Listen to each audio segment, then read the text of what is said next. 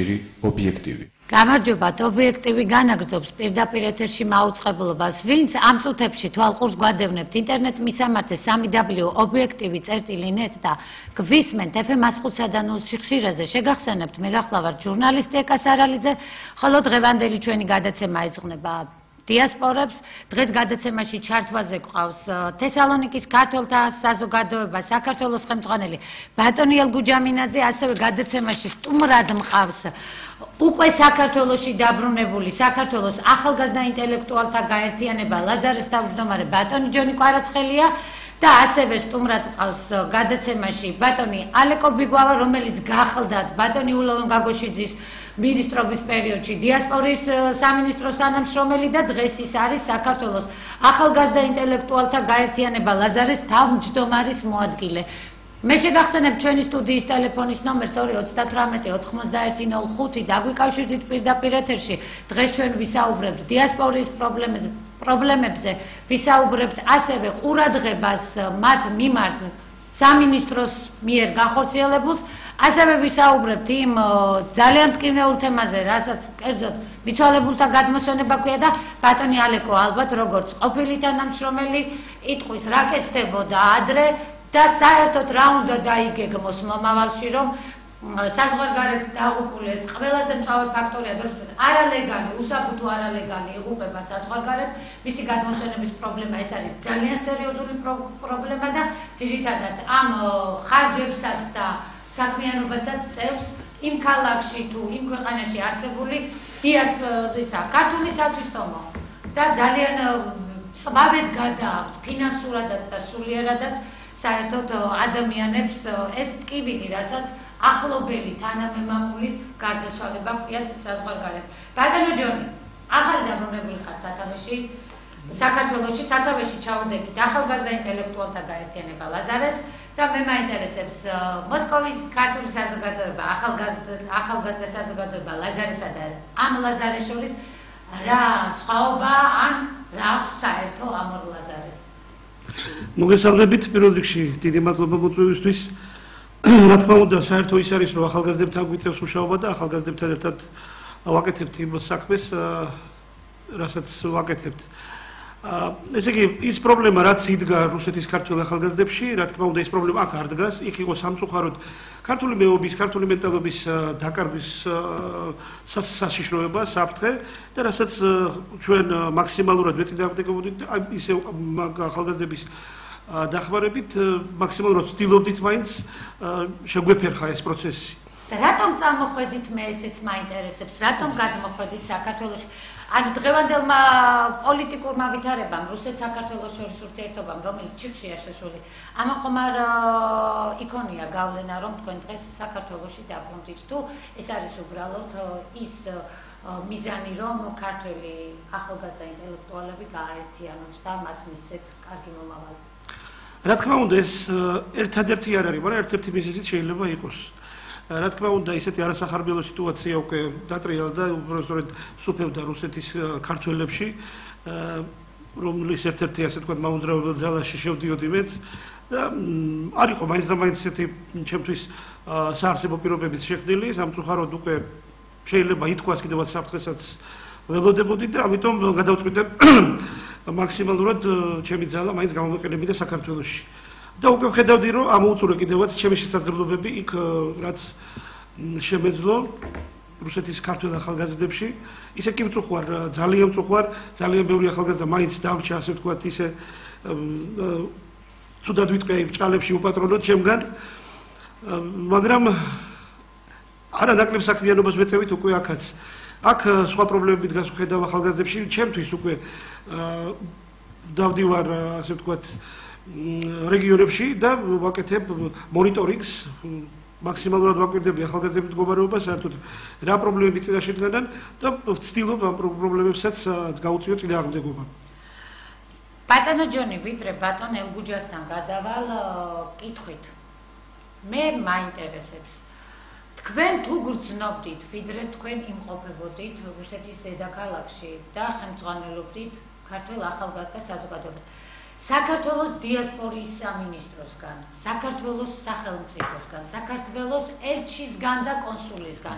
გრძნობდით თუ არა იმ ყურადღებას, რა ყურადღებაც უნდა ექცეოდეს ქართულ სათვისტომოს და ანალოგიური კითხვით მიმართავ ბატონ გუჯასაც შემდეგ უკვე აი ზუსტად ასე ვთქვათ ლაზარეს დაარსება, ანუ დაბადება რუსეთში იმ პერიოდს უკავშირდება, როცა ახალი საქართველო გაჩნდა, ასე ვთქვათ, ახალი პრიორიტეტები, ახალი ძალები.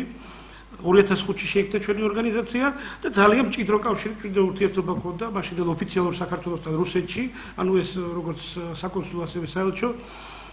მე მინდა რომ ვთქვა, რომ ძალიან ასე ვთქვათ აქტიურადაც იყვნენ ჩვენთან დაახლოებულები, მაქსიმალურად ვცდილობდით რაღაც თუ გვექნებოდა პრობლემები უკვე ოფიციალურ მხარესთან რუსეთის, რომ ჩაგვეყენებინათ საქმის კურსში, რასაც უთუოდ ეს საელჩო. საელჩოზე. მაგრამ მე თავად სამინისტროზე მინდა გკითხოთ, იმიტომ რომ დიასპორის სამინისტრო, როდესაც თქვენი ორგანიზაცია ჩამოყალიბდა, მაშინ უკვე არსებობდა, თუმცა ცალკე სტრუქტურა არა, მაგრამ ის იყო ტოლვილთა და განსახლების სამინისტრო, რომელსაც ევალებოდა ასევე საზღვარგარეთ დაარსებული ქართული სათვისტომოების მოვლა პატრონობა და ყურადღება.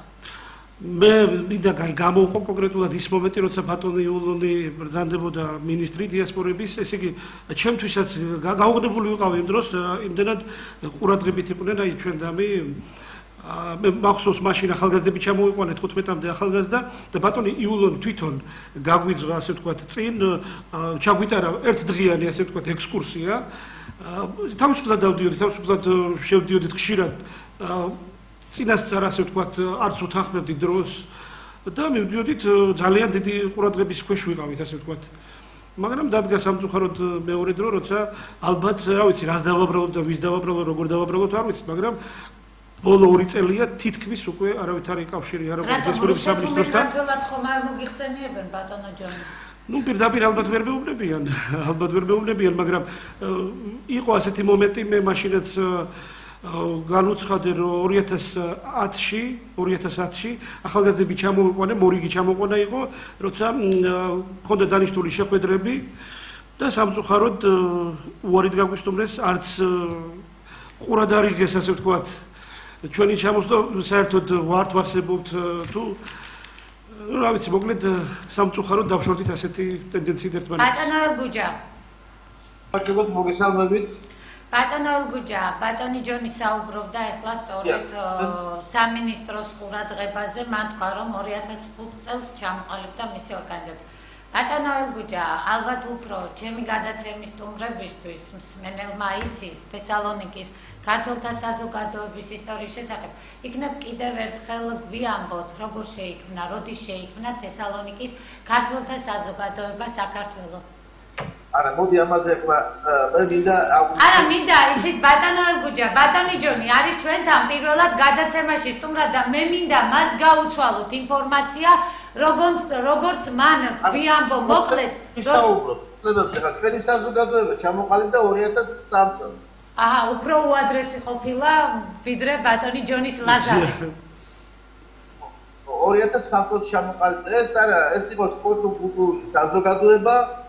შემდგომში იყო მცდელობა მომიახლონ ადამიანები, რომლებმაც მითხრეს, რომ შეუქმნათ სათვისტომო, იყო მცდელობა, რომ შექმნილიყო სათვისტომო, სამწუხაროდ ეს ვერ განვახორციელეთ ისევ და ისევ ჩვენი უსუსურობის ბრალი და ჩვენი ავადმყოფობის ბრალი, ქართული საზოგადოების ძირითადი ნაწილის ავადმყოფობის ბრალი, რომ უნდა ყველას პირველობა, ასე ვთქვათ, ხო? აი ეს პირველობა ძალიან კარგია, მშვენიერია, მაგრამ იმ ადამიანებს, რომელსაც უნდა პირველობა, უნდა გამოვიდნენ წინახაზზე, უნდა აიღონ პასუხისმგებლობა და უნდა ისაუბრონ. მე ბევრი მოვიწვიე სხვათა შორის აქაც, ჩამერთვეთ Skype-ით, ან აქ მოდით და ისაუბრეთ, მაგრამ სამწუხაროდ ამის სურვილი არ აქვს. ხოდა, როდესაც გინდა პირველობა, აუცილებლად უნდა ისაუბრო ყველგან, ყველა დონეზე. ყველა დონეზე უნდა ისაუბრო. ყველგან სადაც საშუალება გეძლევა და მოგეცემა. დღეს მოგცა ობიექტიურმა ამის საშუალება, გამოვდივართ საუბრობ.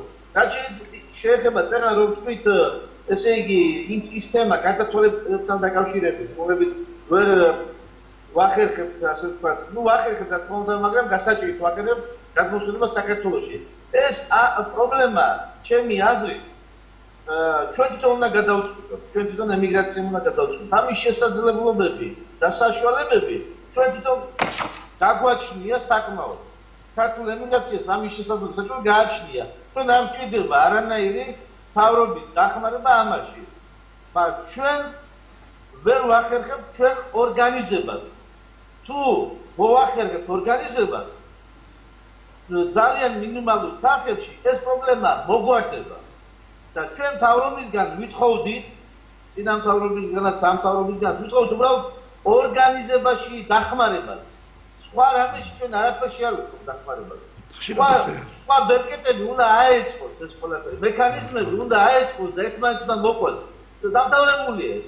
ეს ჩვენი ბრალიცაა, მარტო ხარ ვიზახოთ რომ დიასპორის სამინისტრო, ნუ გასაგები არ უნდივარ. ეს გამოსtildeებიდან გეუბნებით წინა მთავრობასთანაც ჰქონდა შეხება და ამ მთავრობაზე არ ვდივარ. არ აინტერესებს ჩვენი პრობლემები. დავდავდეთ, ამის შემდეგ გას ვაკეთებ. ეს ამ მთავრობას და წინა მთავრობასაც უნდა რომ ემიგრაცია და საერთოდ საზოგადოება გადაიყვანონ იმ რელსებზე, რომ იცეკვეთ, იმღერეთ და თქვენ მეტი არაფერი არ გესაქმნათ. ესაა ქართული საქმე თქვენთვის ფაქტო. დამთავრებულია. აი ესაა, ხო და ამიტომ საზოგადოება ემიგრაცია უნდა გაახილოს ფაქტის თვალები. თავიანთი პირობებისთვის, თავიანთი უფლებებისთვის უნდა იბრძოლონ ამით. უნდა მოიპოვონ, მოსაპოვებელია ეს ყველაფერი. ეს არის როგორ ვიგად, იცით? ჩვენ ვართ კაპიტალიზმში, ძალიან კარგია კაპიტალიზმი, ახლა არ დამწუხოს რომ მე არ მივესალმები კაპიტალიზმს, მივესალმები ორივე ხელით, ეს არის სისტემა ადამიანისთვის მოწყობილი, ადამიანის მოწყობილი სისტემა, მაგრამ კაპიტალიზმი ჭირდება მოპოვება, უნდა მოიპოვოს შენი უფლებები. აი ეს არის უბრალოდ. ჩვენ უნდა ჩავწვით, გავაგინოთ ქართულ საზოგადოებას, რომ ჩვენი უფლებები უნდა მოიპოვოთ. რაც შეეხება ამას. მაქვს კიდე თუ გადავცეთ სტუმრებს არ გამომივიდეს მე მონოლოგი და არა, როგორ გეკადრებათ, პირიქით თქვენმა საუბარმა მე ჩემს სტუმრებს გადავხედე და მე მგონი ესე ვთქვათ, გარკვეული კმაყოფილება დატოვა ბატონო ელგუჯა თქვენმა ნათქვამა და აქ გადაცემაში სტუმრად გვიზის ალებ ყობიგვავა, რომელიც იყო დიასპორიის სამინისტროს თანამშრომელი და სწორედ აი იმ პრობლემებზე რომ ვერ ხდება ქართველთა გაერთიანება და ერთთლიანად ორგანიზება ბატონო ალიკო, თქვენ უნდა გასცეთ ბატონ ელგუჯას ამ კითხვაზე პასუხი, რატომ ვერ ხერხდებოდა და გქონდათ თუ არა საერთოდ, როდესაც თქვენ სამინისტროში მუშაობდით, ამაზე გქონდათ თუ არა მუშაობა და ბატონო ელგუჯა, ძალიან ცუდი კითხვა უნდა დაგისვათ. რა თანხა ჯდება საბერძნეთიდან მიცვალებულის გადმოსვენება საქართველოში? მე კონკრეტულად მაქვს კითხვა, როდესაც საქმე ეხება არალეგალს, რომლის საბუთებით ფაქტობრივად არის ვადა გასული, პასპორტსაც უკვე ვადა აქვს გასული. ანუ რა თანხა გიჯდებათ თქვენ, თუ გქონიათ ამასთან შეხება, რა თანხა ჯდება მისი სამშობლოში გადმოსვენება? ეს სადღაცა მიახლოებით არის 3000 ევრომდე. სადღაცა ეს თანხა ჯდება 3000 ხო, ჯდება, მაგრამ წეგანაც აღნიშნე, თუ იქნება ორგანიზებული, ესე იგი ჩვენ შეგვიძლია დავაზღვიოთ ეს ყველაფერი, ყველა ადამიანი დავაზღვიოთ ძალიან მინიმალურ ფაზებში და რომელიც დაუჯდება ძალიან იაფად დაჯდება ეს ყველაფერი. თუ ღმერთმა ყველა ნამდვილად ღმერთმა ყველა ჯვარისწერია, ღმერთმა დალოცოს. მე ესე ვისურვებდი, რომ არც ერთ ქართველს, რომელიც სამშობლოს გარეთ ცხოვრობს, ბატონ ელგუჯა, არის შემთხვევები, არის ჭხილიც არ უნდა ეთკინოს. შემთხვევები არის ავადმყოფები, როდესაც ავადდებიან, საავადმყოფოში არიან და უდაზღვევოდ არიან და მერე შემდეგში უჯდება ძალიან დიდი თანხები და რაღაცა. აი ეს პრობლემებია, ეს მექანიზმებია, ზუსტად მოსაგვარებელი. წლების განმავლობაში და მე უბრალოდ იცით რა შეესაქმე? სიცოცხლეა რომ ჩვენ ახლა ამ ცხოვრობთ ევროპაში და ამ პატარა ევროპა გვაძლევს საშუალებებს და შესაძლებლობებს რომ გამოვიყენოთ ეს ყველაფერი და ეს სიკეთე ვისარგებლოთ და ამით ვერ ვსარგებლოთ, იმიტომ რომ ჩვენ თვითონ ვერ ვახერხებთ ამის ორგანიზებას. იმიტომ ყველა არის დაყოფილი ნაწილ-ნაწილებად, დაჯგუფებებად, რაღაც სათვისტომოებად, დიასპორის ორგანიზაციებად და ასე შემდეგ, ხო? ნუ ეს არის ძალიან იქაც მასეა კაცო. და ვისაუბრო. მისმენთ ხო? დიახ, გისმენთ ბატონმა ჯონიმ თქვენს გასაგონად თქვა, მანდაც მასიაო, ეთყობა ეს საერთოდ ქართველთა სენია მე თუ მკითხავ. ჩამოყალიბდეს ორგანიზაცია, რასაც ქვია სათვისტომო, ან დიასპორა.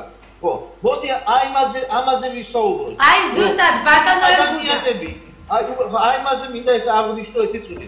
ესე იგი, ის ადამიანები, რომლებიც იღებენ პასუხისმგებლობას, რომ უნდა სათვისტომო შექმნა ან დიასპორის ორგანიზაციის შექმნა, იწყებენ ასე მოქმედებას. მე ბევრჯერ მქონია საუბარი, ელჩებთანაც მქონია საუბარი, კონსულებთანაც, მაგრამ სამწუხაროდ ესე იგი ყურად არ იღებს. ხდება ასე, რომ ადამიანები ჯგუფი იწყებს სტატისტიკის შექმნას და ეუბნება, ჩემო კარგებო, ჩვენ ვიწყებთ ახლა სათვისტომოს ან დიასპორა დავარქვათ ან სათვისტომო რასაც იქნება იგივეა. ამ ორგანიზაციის შექმნას აქ ეს კარი იქნება ყველასთვის ღია, დაკეტილი კი არ იქნება ჩარაზული რაღაც ჯგუფისთვის მარტო. იქნება ყველასთვის ღია და აქ თქვენ აქ ერთიანდები ჯგუფი რო ჩვენ ქართველები ვართ, საქართველოს შვილები ვართ და ამ ესე იგი, ამ იდეით ვერთიანდები და ვაყალიბებთ მექანიზმებს და აქ თქვენ გექნებათ საშუალება მიიღოთ მონაწილეობა არჩევნებში და თქვენი კანდიდატურა წამოაყენოთ საბჭოს პრეზიდენტად. თქვენ ამის ყველანაირი შესაძლებლობები გაქვთ. ხო და აი ეს უნდა აუხსნათ ჯერ დასაწყისში ჩვენ საზოგადოებას. იგივე რა პრობლემებიც აქვს საქართველოში, პრინციპში იგივეა. სახელმწიფო მოწყობაც იგივეა, როგორც სათვისტომოს მოწყობა. სათვისტომო და დიასპორული ორგანიზაცია იგივე არის პატარა სახელმწიფოს შექმნა. ეს იგივე მექანიზმები უნდა აეწყოს. ხო და შემდეგში კეთდება არჩევნები, თუ არა ახლა ის კონსულები და ის ელჩები რომ დაშუქრავენ ახლა ასეთ ორგანიზაციებს, ხო და წამოვდაყუნებენ ხარზე რომ მაგარი ბიჭები ხართ და ასე განაგზეთ და კარგად ისეკოთ და კარგად მე ცეკვასთან და სიმღერასთან არანაირი პრობლემა არ აქვს, ძალიან მიყვარს ცეკვას მიყვარს სიმღერაც მიყვარს, მაგრამ სათვისტომო არა მარტო ცეკვა და სიმღერა. შიგნითა შესაქმნელი მექანიზმები ძალიან დიდი მექანიზმებია შესაქმნელი. ამაზე გვაქვს საუბარი წლების 15 წელია საუბრობ პროცესია თითქმის ემიგრაციაში ვარ 15 წელი უკვე ვესაუბრები სხვადასხვა დონეზე ადამიანებს თავრობაში და ნუ ასე შემდეგ და ასე შემდეგ მას სამწუხაროდ ვერ ვახერხებ თვითონ ყველა თავისი საქართველო უნდა იწყდეს შესაქმნელი. მე გავაკეთე ერთი ჯგუფის საქართველო და ეს საკმარისია ასე ვთქვათ ჩემთვის. მე გადმაყოფილებს იმის იქით უკვე რა კეთდება, აღარ აინტერესებს დამთავრდა. ასეთი საქართველო ჩვენ არ გვინდა. მაშინ უნდა შევთავაზოთ რომ ჩვენ ასეთი საქართველო გვინდა კახეთის, იმერეთის, გურიეთის სამეგრელოს და ხარვეზია ბატონო ალეკო. ეხლა თქვენ რომ დიასპორიის სამინისტროს თანამშრომელი მეჯდეთ გადაცემაში, ალბათ ჩემსა და თქვენ შორის სერიოზული კამათი დაიწყებოდა. არ მგონია, ჩვენ შორის კამათი ყოფილიყო, იმიტომ რომ უპირველესად მოვესალმებით ჩვენს მაყურებლებს და დიდი მადლობა აქეთ მოწვევისათვის. ჩვენ შორის ამ საკითხში რაც ახლა მოვისმინეთ, არავითარი კამათი არ იქნებოდა, იმიტომ რომ ზუსტად ამ სიტყვებს ვამბობდი მე ჯერ კიდევ 2004-დან მოყოლებული და 2004-ში ჯერ კიდევ მე და ჯონი კვარაცხელი არ ვიცნობდით ერთმანეთს მოსკოვში, ისე ვიყავი ჩამოსული და მაშინ ალასანია იყო, ირაკლი ალასანია იყო აფხაზეთის სტრუქტურებში, მასთან მივედი სხვასთან ბერსაბერში ვაღეკარები და ზუსტად ამ საკითხით მოვედი, რომ ქართულ დიასპორებს უნდა დაეთმოს მაქსიმალური ყურადღება, იმიტომ რომ დიასპორებს დღეს აქვს პოტენციალი, რომ პოზიტიური როლი ითამაშოს საქართველოს განვითარებაში, როგორც სახელმწიფოებრივ, ისე ეკონომიკურ აღმავლობაში და ასე შემდეგ და ასე შემდეგ. მომისმინა, წავედი და იმას შემდეგ არ დაურეკია. შემდეგ იყო ლაპარაკი, აი როგორც ბატონმა ელგუჯამ თქვა, შემდეგ 2005-ში ქალბატონ სალომესაც ველაპარაკი, ეს ჩვენებურების ფესტივალზე იყო და უთხარი, თქვენი დახმარება კი არ ჭირდება, უბრალოდ მოგვეცით საშუალება, რომ ჩვენ ჩამოვაყალიბოთ ისეთი სტრუქტურა, რომ ჩვენ იქით დავეხმაროთ საქართველოს და არა საქართველოს ვეხმარებოდეს არ. და იმ იდეით გამოვდიოდით სულ მე იყო მაშინ იმხანად იყო ჯონი კვარაცხელიაგავიცანი და შეიქმნა ლაზარე ერთ-ერთი შემქმნელთაგანი ვიყავი მე როგორც სხვა ახალგაზრდები კიდევ და იმ იდეით გამოვდიოდი სულ რომ საქართველოში უნდა შეიქმნას რაღაც ღერძი რომლის გარშემო იტრიალებენ ქართული დიასპორები სხვადასხვა ქვეყნებში ქართული დიასპორები. Სინამდვილეში არ წარმომედგინა თუ შემდგომ ეს სამინისტრო ჩამოყალიბდებოდა, ანუ სამინისტრო აპარატი და ძალიან დიდი სიხარული იყო ჩემთვის, როცა ეს ფაქტი იყო. და როგორც იქნა, მოვახერხე ამ სამინისტროში მუშაობის დაწყება, მე იმხანად საქართველოში უკვე ჩამოსული ვიყავი, უკვე ჩემი ოჯახით ყველაფერი გადმოსახლებული ვიყავი და მოვხდი ამ სამინისტროში სამუშაოზე და ზუსტად იმ პრობლემებზე იყო ლაპარაკი, რაც ახლა ბატონმა ელგუჯამ ილაპარაკა, აი 100%-ით ვეთანხმები მის ყოველნაირ სიტყვას და იმასაც ვამბობდი მე როგორც ბატონი ელგუჯი. ცეკვა თამაში ყველაფერი კარგია, კულტურული ღონისძიებები კარგია, მაგრამ ამით არ უნდა შემოიპარგლებოდეს ჩვენი საქმიანობა დიასპორული. ესე იგი, უნდა იყოს ძლავრი სტრუქტურა შექმნილი, რომელიც ლობირებას გაუწევს საქართველოს ინტერესებს მის ფარგლებს გარეთ, დიასპორების სახით და დიდ პოზიტიურ როლს ითამაშებს ევროპასთან დაახლოებაში, მსოფლიოს თანასაძმოში ღირსეული ადგილის დამკვიდრებაში და ასე შემდეგ და ასე შემდეგ. კი, ეს ახლა მე ღრუბლებში არ დავფრინავ, ნამდვილად რეალისტი ვარ და დღეს ეს შეუძლებელია, მაგრამ საფუძველი დღეს უნდა ეყრებოდეს, რომ ხვალ მივიღოთ შედეგი ჩვენ ამის. სამწუხაროდ ამ საფუძვლის ჩაყრას არ მინდა ახლა ძალიან კრიტიკული გამოვიდეს, მაგრამ პოსტ იულონისეული დიასპორის სამინისტროში მე ამას არ ვხედავ. სამწუხაროდ არ ვხედავ. დღესაც მაქვს კავშირი მაგალითად. მოდით ბატონო ალეკო ვიყოთ ბოლომდე მართლები. მე ნამდვილად არაფერი მაქვს ბატონი იულონის წინააღმდეგ სათქმელი მიუხედავად იმისა, საქმიანი კამათი მე და ბატონი იულონს ყოველთვის გქონია როგორც ჟურნალისტ და ჩემი რესპონდენტი იყო, მაგრამ ჩვენ არასოდეს ერთმანეთის წყენა არ ჩაგვიდვია გულში, ამის შემდგომ ყოველთვის ძალიან დიდი ხალისით და თბილად ხვდებოდით ერთმანეთს. ესეც იყო სწორედ დიასპორის პრობლემებიდან გამოწვეული კამათი. ბატონ იულონს ძალიან ბევრი მაამებელი ყავდა გარშემო, რომელიც ფაქტობრივად ამ ადამიანს ბლოკავდა, აქცევდა იზოლაციაში და ამ ადამიანს არ აკეთებინებდა ნამდვილად საქმეს.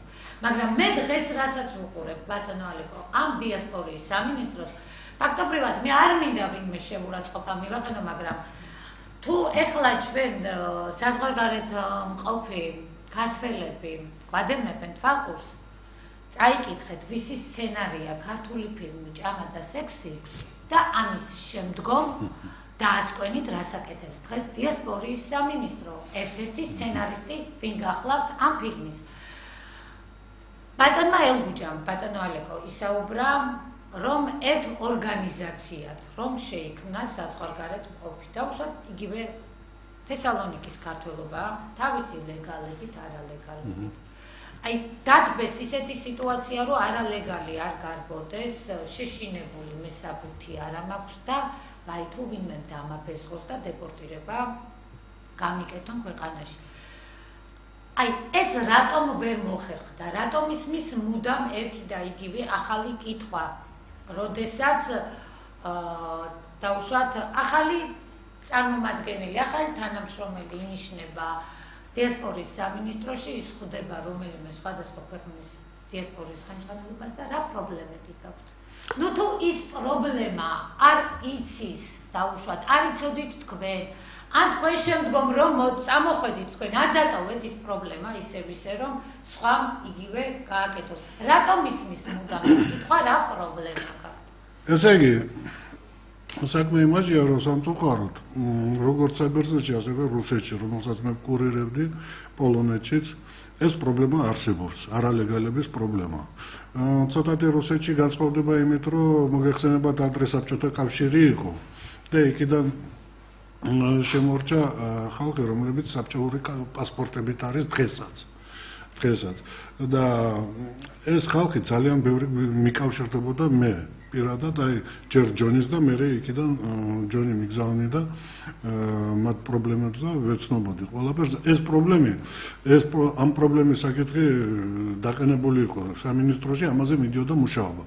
მაგრამ სამწუხაროდ იცით რა შეა საქმე? საკანონმდებლო ბაზა არ იყო იმ დროისთვის ჯერ კიდევ ჩამოყალიბებული და ახლაც არ არის მე მგონი ჯერ კიდევ ეს სათანადო დონეზე დაყენებული. ისე გამოდიოდა, რომ დიასპორის სამინისტრო მთლად კომპეტენტური არ იყო ამ პრობლემაში. აი, თუნდაც ის პრობლემა, რასაც გვენამბობთ მიცვალებულის გადმოსვენებაზე. ეს ყველაფერი დიპლომატიურ სამსახურის კომპეტენციაში შედიოდა. და ესე იგი, ისეთ ხერხს მივმართავდით, რომ უკავშირდებოდით ზურაბ პატარიძეს იმხანად საქართველოს კონსული, გენერალური კონსული რუსეთში და პირადი ნაცნობობის ხარჯზე აი ვაკეთებდით ისეთ რაღაცას, რომ ის ლეგალიზებას აკეთებდა რა მანქანებით და როგორი ხერხებით არ ვიცი, ეს უკვე მის დიპლომატიურ საქმიანობა შეეხება და ანუ ყველანაირად მაქსიმალურად ედგა ქართულ დიასპორას გვერდში ზურაბ პატარიძე ამ ხრივ მინდა აღვნიშნო. კიდევ მინდა აღვნიშნო, არ გამომრჩეს რა, ბატონი თემურ ქაროხნიშვილი, ელჩის მრჩეველი კულტურის დარგში. ისიც ძალიან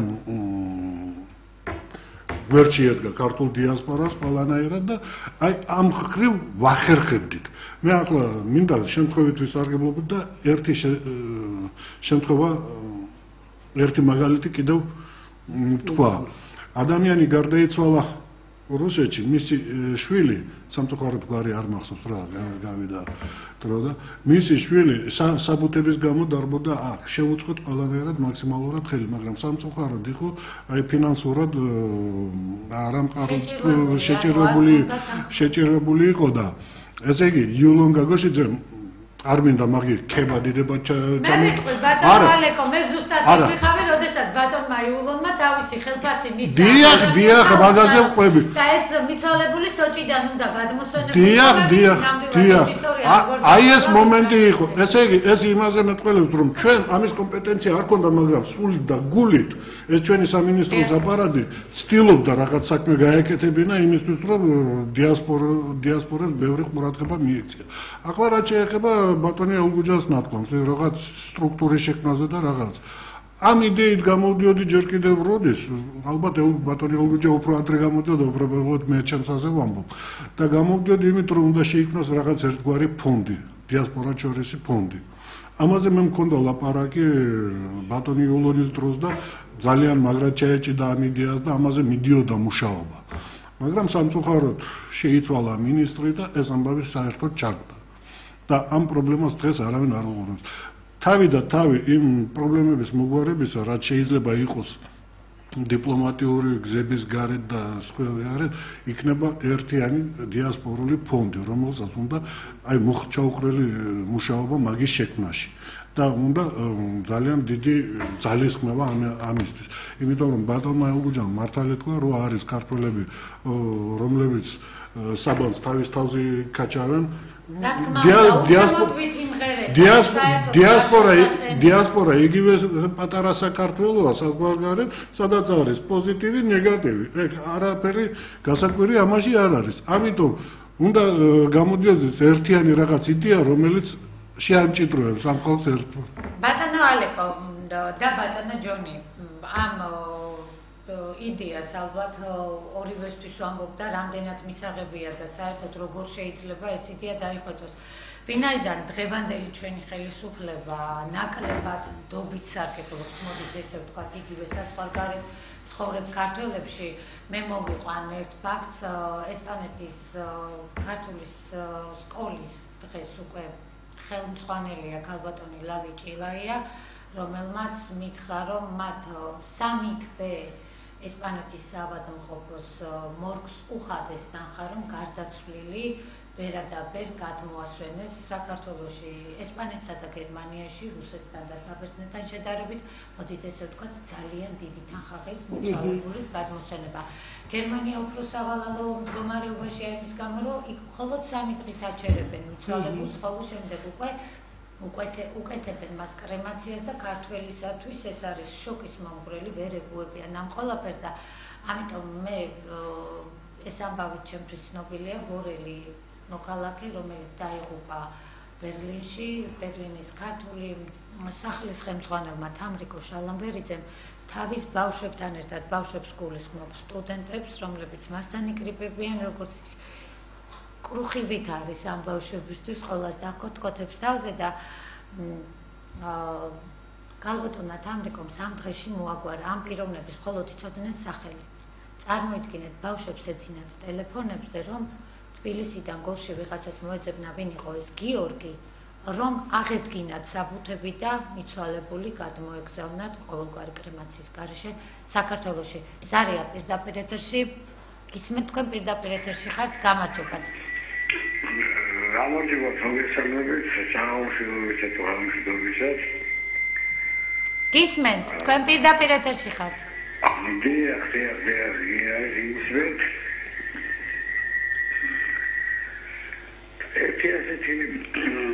ჩემი ბაზარა ცელეოდელი მოსაზრებავს, ბაზარი რუჯა მინაძე, ძალიან ხშირად ისაუბრებოდ მე მომწონს მისი აზრებით.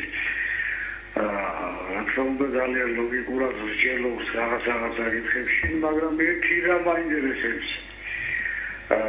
თქვა საბერძნეთია, თქვა გერმანია, იტალია, აქვს მნიშვნელობა რომ ქვეყანაში ჩვენი ქართული დიასპორა აგეთებენ რაღაცას, შრომობენ რაღაცა თავისი წვლილი უნდა შეიტანონ დღევანდელ სიტუაციაში, დღევანდელი საქართველოს სიკეთეში გადასახედი და ყველა გადასახედი და რაც შეიძლება საქართველოს სიკეთე მოუთანოთ, მაგრამ ერთი რამ მაინტერესებს რა ხალხის რა. დამოუკიდებლად ძალიან კარგია. დიახ. მაგრამ იქ რამდენი დიასპორა გვაქვს იმ საბერძნეთში, ეხლა პირადად ბატონ გუჯას ვერანაირად არ მინდა რომ შეგავმოვიდე ცოტა ზედმეტად რაღაცან შეურაცხყოფა არ მინდა, მაგრამ ეს კაცი რაღაცას აკეთებს, რაღაცა შოუს, ეს უკვე ჩანს რომ ეს არის ლეგალური პიროვნება. ლეგალურად არის და ლეგალურად აკეთებს თავის საქმეს. იქა ყავს ძალიან დიდი ისეთი ხალხი, რომელიც არალეგალებია, რომელიც ვერ გამოდიან, ვერანაირად ეს ბატონი გუჯას, ეს სხვას, ვიც არ უნდა იყოს, ვერ დაუდგებია გვერდში.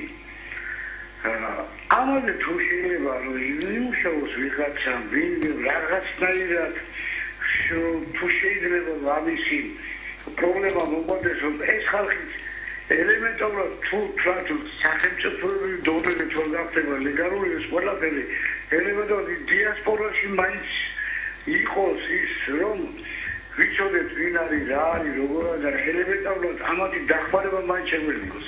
უღრმესი მადლობა ზარისათვის, მადლობა რომ გვისმენთ და ჩვენთან ახლა გადაცემაში სტუმრად ზის პიროვნება, რომელსაც გამოცდილება აქვს სწორედ ამ დიასპორებთან მუშაობის, აგერ თავად დიასპორის წარმომადგენელი ბატონი ჯონიც გადაცემაში ყავს და ბატონ ელგუჯას აუცილებლად დაусმევ იგივე კითხვას, ანუ ქვეყანაში მექანიზმია მოსაძებნი და სწორედ აი ამ მექანიზმის მოძებნაზე საუბრობთ ახლა ზუსტად ჩვენ, ვინაიდან მარტო იმიტომ უნდა მოგვარდეს სათვისტომოების პრობლემა, რომ ერთხელ და სამუდამოდ დავითვალოთ რამდენი ადამიანია ქვეყნიდან გასული, რომ ვიცოდეთ ზუსტად რამდენი ადამიანია გასული.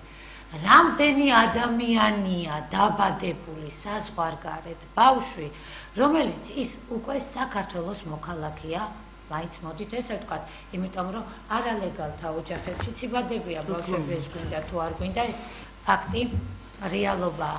და ასევე მე მაინტერესებს კიდევ ის ცოტა სამწუხარო ინფორმაცია, რამდენი ქართველი იხდის სასჯელს საზღვარგარეთის ციხეებში. ესეც ძალიან ცუდი ინფორმაცია, მაგრამ არც ამაზეც უხს ახლანდელი ხელისუფლება, მაგრამ რადგან ხელისუფლება არ წუხს, ადამიანები იმისთვის ავართ, რომ ჩვენ ერთმანეთი მოვიძიოთ.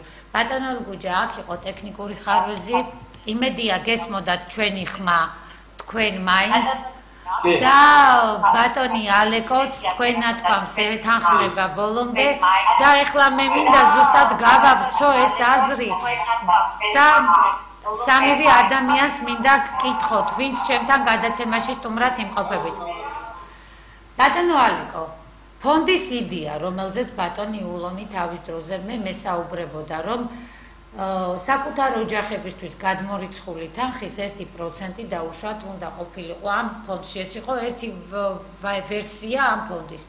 იყო მეორე, რომ თუ გადარიცხავდნენ იგივე საზღვარგარეთ მცხოვრები ქართველები, მაგრამ ეს თუ მოაგვარებს თვითონ იქ შიდა პრობლემას, მაგრამ ხომ არ ჯობია თვითონ მთლიანად გაერთიანების პრობლემა, დიასპორის გაერთიანების პრობლემა მოგვარდეს იქვე, რომ მათვე იცოდნენ, მათვე იქვე კონდეთ, ეს თესალონიკში იქნება, მოსკოვში იქნება, ბერლინში იქნება თუ სად იქნება, იქვე შეიქმნას ფონდი და მათ იქვე მოაგვარონ ეს პრობლემა.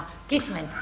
ესე იგი, ის ფონდის კონცეფცია, რომელზეც ბატონი იოლონა გეუბნებოდა, არ მინდა ახლა მე ჩემი თავი ისე წარმოგიჩენოთ, ის ფონდის კონცეფცია იყო ჩემი დაწერილი და ჩემი შექმნილი. მას მე არ ვამბობ, რომ უნივერსალურია, მაგას უნდა განსჯა, განხილვა, მაგრამ სამწუხაროდ შეჯერება და სხვათა შორის უნდა განხილულიყო დიასპორების შეჯერებაზე. კი, ამას ვაპირებდი და ეს იყო კიდეც ამაზე მუშაობა მიდიოდა ყველაფერი და ჩემი პროექტი მოიწონა ბატონმა იოლონმა და აქ რა ხდება? მე პირობითად მქონდა დაყოფილი ეს ფონდი ორად. ესე იგი, თვითონ შიდა ქვეყნის, იმ ქვეყნის ადგილსამყოფელი ქვეყნის დიასპორების ფონდი და ურთიერთ დიასპორათა ფონდი. ანუ თვითონ შიგნით ეკნებოდა ფონდი და კიდევ საერთო ფონდი იქნებოდა. ეს ამაზე ლაპარაკია საჭირო და ამაზე მსჯელობაა საჭირო, ასე ხელად უწყოთ არ ჩამოყალიბდება. ეს ფონდი დღესაც კონცეფცია დღესაც მიდევს სახლში. და სამწუხაროდ არ დაგწევდა ამაზე მუშაობის გაგრძელება და ეს ჩემი თვალსაზრისით ძალიან ბევრ პრობლემას მოაგვარებს. თვითონ ის შიდა ფონდი და თვითონ ის ურთიერთ დიასპორათა შორისი ფონდი. იქ ყველაფერია თითქმის გათვალისწინებული, როგორც საქართველოს ინტერესების ლობირება, როგორც ქართველების დასაქმების პრობლემა, როგორც ახალი წარმომადგენელი საქართველოსთან ანუ გარკვეულწილად მცირე საელჩო საკონსულოს ფუნქციასაც ფაქტიურად, იმიტომ რომ ლაპარაკი მიდიოდა კიდეც საპატიო კონსულებზეც მიდიოდა წარმომადგენელზე, ვინც წარმოადგენს დიასპორას საქართველოსთან, ანუ დიასპორა ყველა ვინც ცხოვრები ხوبერ ჩამოვა საქართველოში და თავის ინტერესების დასაცავად, ესე იგი ვიღაცა წარმომადგენელი, რომელიც წარმოადგენს, რა თქმა უნდა და ეს შედგებოდა ამის მექანიზმები შესამუშავებელია და შესაძლებელია ამის შემუშავება. საჭიროა ნება, მეტი არაფერი. კი, ძალისხმევა ბევრი დასჭირდება, მაგრამ უშრომლად თევს ვერ ამოიყვან წყლიდან ხო? იმაზეც იყო ლაპარაკი, რომ იმაზეც უნდა მუშაობა, რომ ჩამოსული აი როგორც ბატონი ჯონია, როგორც მე ვარ დაუშვათ ჩამოსულები საქართველოში, რეინტეგრაცია საქართველოსთან, რომ უკან დაბრუნებული ადამიანები ზოგი უკან რო ბრუნდება, უკვე რეალობას მოწყვეტილი ადგილობრივ რეალობას და ცოტა ინტეგრირების ხელშეწყობის მიზნით რომ ამ დასაქმების პრობლემაში ხელი შეუწყონ რაღაცას და პირველ ხანში ამაზე მიდიოდა მუშაობა. დღეს მე ამას არ ვხედავ, სამწუხაროდ არ ვხედავ. ალბათ იმიტომ რომ კავშირიც ვერანაირია უპირველესი შეცდომა იყო ის, რომ როცა მოვიდა ახალი მინისტრი, ისინი იმ შენობიდან, სადაც ჩვენი დიასპორის სამინისტრო იყო, გადავიდნენ კანცელარიაში და რომელსაც მე ვუძახი 9 კრიტულს. გეთანხმებით სული ამ დიასპორის ის არის აუღებელი ციხესიმაგრე. იქ რომ დიასპორის წარმომადგენელი მოხდეს სამინისტროში, უნდა გაიაროს 9 შემოწმება. რომ მაშინ როცა ჩვენთან თავისუფლად ამოდიოდა ხალხი და თავისუფლად ველაპარაკებოდა დიასპორა ელემენტარული საშვი არ იყო აუცილებელი. არ იყო საჭირო. სამარაშვილის ქუჩაზე როდესაც არსებობდა დიასპორის სამინისტრო, მე შევდიოდი ჩემი ჟურნალისტის მოწმობით და მე იქ არ მჭირდებოდა დარეკვები, რომ დაუშვით საშვი, რომ მე გამოვიდა, იმიტომ რომ თავისუფალი მოსვლა იყო ჩვენთან.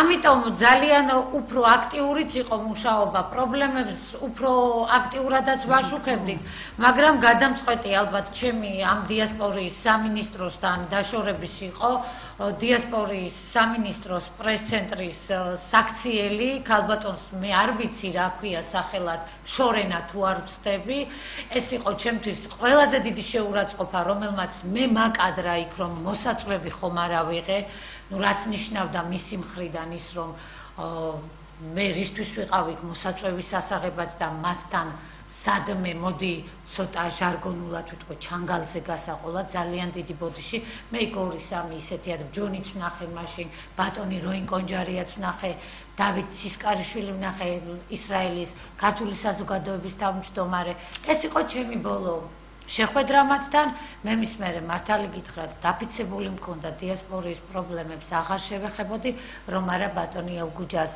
მოწადინება ისევ რომ თესალონიკიდან ჩაგვრთოდა და ესეთი პირდაპირი ხაზი გქონოდა. ბატონო ჯონი, რატომ ხდება ქართველთა გათითოკაცება საზღვარგარეთაც კი?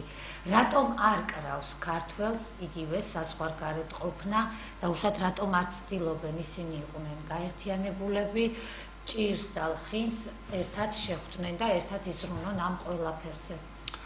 მოგეხსენებათ დიასპორა როგორც ბატონო ალექსანდრე ბრძანა იგივე პატარა საქართველოა. იგივე პრობლემებით, იგივე თავის პლუსებით, თავის მინუსებით. და სამწუხაროა ის რომ აი სპონტანურად, ანუ თვითდინებით იქნება ძირითადი ნაწილი საზოგადოებების ორგანიზაციებისა დიასპორის. აი მე დაახლოებით ვიცი რუსეთის მთელს რუსეთში დაახლოებით 40-მდე ქართული ორგანიზაციაა. და მარტო მოსკოვში დაახლოებით 8-მდე ორგანიზაცია სამწუხაროდ ბევრი ვერ არის მოქმედი ასე ვთქვათ მაგრამ ძირითადი ნაწილი მაინც იმიტომ იქნებოდა რომ ჩვენი თანამოქალაქეები რომლებიც ვთქვათ ჩინოვნიკების წინაშე სურთ თავის გამართლება რაღაცაში იქმნიან ასეთ პატარა მცირერიცხოვან ასე ვთქვათ პატარა დიასპორას არქმევენ ორგანიზაციას ხო და წელიწადში ერთხელ ორჯერ იცეკვებენ ან რაღაც კონცერტს გამართავენ და ესე იგი ამ დროს თვითდაფინანსებაზეცაა ხანდახან თვითონ სახელმწიფოს გააჩნია მისახსნები უყოფენ და ნუ ხდება სამწუხაროდ ლეგალურად თუ არალეგალურად ამ თანხების გაყოფა გამოყოფა მე მინდა დაუბრუნდე აი ზუსტად იმ პრობლემას თვითონ დიასპორა არის განუყოფელი ნაწილი ანუ ორგანოა საქართველოსი და ძალიან დიდი პრობლემაა იმიტომ რომ ის ხალხი რომელიც იქა ძალიან ბევრი მათ შორის რუსეთშიც არალეგალურად იმყოფება და თვითონ ასე ვთქვათ სახელმწიფო შეიძლება ოფიციალურად ვერ ჩაერევა დიასპორის მუშაობაში და ოფიციალურად ვერ მიიღებს მონაწილეობას ვთქვათ ამა თუ იმ ქმედებას ვერ გაუწევს მაგრამ დაარეგულიროს რაღაცნაირად აი ვთქვათ შეუსაბამოს რაღაცნაირად ერთიანობაში მოიყვანოს ეს მუშაობა შესაძლებელია ეს არ არის ძნელი ჩვენ იქ ვახერხებდით ამას მიუხედავად თავისი წინააღმდეგობებისა ისევ ქართველებიდან ისევ არაქართველებიდან მაგრამ აქ შესაძლებელია მაგრამ ეთყობა ალბათ სურვილი ნაკლებია და დათითოკაცება ესე იგი როგორც საქართველოში სამწუხაროდ იქაც არის მე მაგალითად ერთადერთი ორგანიზაცია იყო ლაზარე ახალგაზრდული რუსეთში რომელიც კონკრეტულად ახალგაზრდებთან მუშაობდა ახალგაზრდებზე ჰქონდა ასე ვთქვათ აქცენტი ხო და ძირითადად მაინც გვიყურებდა როგორც პროქართულს ადგილობრივი ხელისუფლება რა თქმა უნდა სამწუხაროდ ჩვენ დაფინანსებას ვერ სადვერპოვდით იმიტომ რომ ძალიან ძნელია რუსეთის კანონმდებლობის გამო ასე ვთქვათ დაფინანსება მოიძიო ესე იგი უცხო ქვეყნიდან შეუძლებელია ადგილობრივები ასე ქართველები თუ ვინმე არის თუ კი იციან რომ ასე ვთქვათ პროქართულ ორგანიზაციას რაღაც დახმარებას გაუწევ თვითონ კარგავ სამსახურს ამიტომ ყველა თავს იზღვევდა და გვიწევდა ხან ალექსანდრე ხან მე და უფრო ჩვენ რა თქმა უნდა ძირითადი ნაწილი ვისთვისაც არა ასე იგი ჩვენი ძირითადი სამუშაო მოიც სხვა იყო და იქიდან ვიღებდით ნაწილს ასე ვთქვათ დაფინანსებისას და ჩვენ თვითონ ვაფინანსებდით ამ ყველაფერს ხო და აი ზუსტად იმიტომ ხდება რომ ალბათ სურვილი ნაკლებია. რა მნიშვნელობა აქვს? პირველობის სურვილიც ხომ არ განაპირობებს ამ ყველაფერს. პირველობის დაუშვათ რომ მაინდა-მაინც მას სურს რომ იყოს სათავეში, მას სურს რომ იყოს პირველი ეს. ეგეც არის, რა თქმა უნდა. ქართული ამპარტამნების მიუხედავად იმისა, რომ თქვა დიდი სიმპათიებით არა ვარ გამსვლელი თქვა ედვარდ შევარდნაძის მიმართ, მე მახსოვს მისი ფრაზა, მან თქვა რომ ქართველების მართვა არც ისე ადვილია, მართალია ყოველს პირველობაა და მახსოვს ესეთი ფრაზაც გამიგონია, რომ ყოველდილით საქართველოში იღვიძებს 4.5 მილიონი პრეზიდენტიო. ხო და რა თქმა უნდა, ასეა დიასპორაშიც. ასეა დიასპორაშიც რა თქმა უნდა. კი ბატონო, პირველობა იყოს, მეორება მიიღოს, მაგრამ ძირითადი ნაწილი მაინც ამ პირველობის წინააღმდეგადაც არის პირველი, ვინც იქნება, მაგის წინააღმდეგ არის ის კი არა, რომ დაეხმარონ. ნუ სამწუხაროდ საზოგადოება არის ჯერ ვერ შემდგარი, ასე ვთქვათ, სამწუხაროდ საზოგადოებაც. რისი ნაწილიცაა დღევანდელი ხელისუფლება იქნება თუ ოპოზიცია. გასაგებია, ბატონო ელგუჯა, გესმოდათ ალბათ ჩვენი საუბარი ფონდების შესახებ, მე ჩემი ვარაუდი უთხარი ბატონ ალეკოს და მან თქვა რომ ყველაფერი უნდა განიხილონ. ანუ თქვენ როგორ წარმოგიდგენიათ, რაზეც თქვენ საუბრობთ, რომ მოხდეს ერთ დიდ ორგანიზაციად ჩამოყალიბება, რომელიც თავად მოაგვარებს პრობლემას, აი როგორ უნდა ჩამოყალიბდეს? აი ამის პროგრამა თუ გაგაჩნიათ თქვენ რომ დაუშვათ დღეს პირდაპირ ეთერით გააცნოთ დიასპორიის სამინისტროს. წერავთ იმეს პროგრამა უნდა დაკეთდეს, მაგრამ სანამ ამაზე კიდევ ერთხელ დავიწყებ საუბარს, თქვენ ბატონმა რომელმაც ისე იგი დარეკა და მოვისმინე მე ჩემთან იყო ხონდა შეკითხვა რომ ესე იგი თუ შეიძლებაო საბერძნეთში ადამიანები, ქართველი იმიგრანტები რომლებიც არიან არალეგალები, მაგათი დახმარება თუ შეიძლებაო და რაღაც საბუთების დაკეთა. რა თქმა უნდა შეიძლება, თუ იქნება ერთიანი ორგანიზაცია და ძლიერი ორგანიზაცია შეუძლია ყველაფერი. ძლიერი ორგანიზაციები იმარჯვებენ და რჩებიან ასპარეზზე. ხო და ეს სხვათა შორის 10 წელიწადს რომ მეუბნებოდი ქართულ ემიგრაციაში რომ ბევრი იყო არალეგალი რომ შეიძლება შემოკარგებო მეუბნებოდი რომ თუ იქნება ძლიერი ორგანიზაცია თქვენი სამუშაოების პრობლემაც მოგვარდება აუცილებლად იმიტომ რომ რანაც მოგვარდება თქვენი დასაქმების პრობლემა ისევე მოგვარდება სამუშაოების პრობლემა ასევე მინდა მე ბატონს რომელმაც დარეკა წერა მინდა გავცე პასუხი რომ ეს არის შესაძლებელი და კიდევ რა თქმა უნდა ჩვენზეა დამოკიდებული და პიროვნულად არავის არ შეუძლია ვერ გააკეთებს პიროვნულად საჭიროა მექანიზმები საჭიროა ორგანიზაცია და წერან ახლა მექანიზმებზე ხო წერან კიდე გამიმეორებ რომ ამით უნდა დავიწყოთ სტატისტიკა პირველ რიგში მივცეთ საშუალება ყველას არჩევნებში მონაწილეობის უფლება რომ მიიღონ რომ არ შემოყალიბდნენ ფუტოკები და ის ელჩები და ის კონსულები უნდა ვაღიაროთ აუცილებლად და უნდა გადავწეთ აი თქვენ გაქვთ ესეთი კაი გადაცემები რომ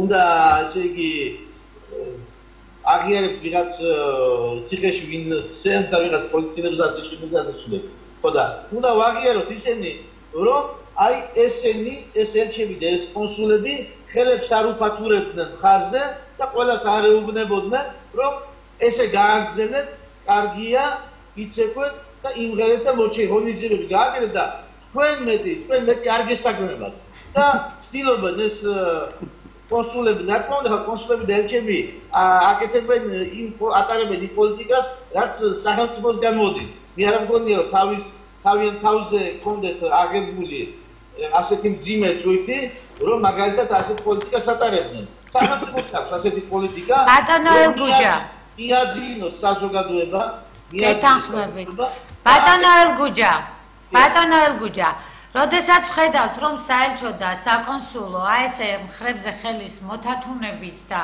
თბილი სიტყვებით და ტკბილი სიტყვებით ცდილობს რომ გაათითო კაცოს ორგანიზაციებად, ჯგუფებად დაფოს საზღვარგარეთ მცხოვრები ქართველები მაშინ ჩვენ უნდა ავიღოთ ხომ სადავეები ხელში დამოუკიდებლად და აი სწორედ ამაზე მაქვს საუბარი დამოუკიდებლად როგორ უნდა მოხდეს ანუ როგორ ფიქრობთ მათ უნდა მოხდეს ქართველთა შეკრება თუ სად როგორ უნდა მოხდეს ეს შეკრება რომ მოხდეს შეთანხმება შეჯერება აზრის რომ როგორ უნდა ჩამოყალიბდეს საბერძნეთის ქართველობა დიდ ორგანიზაციად.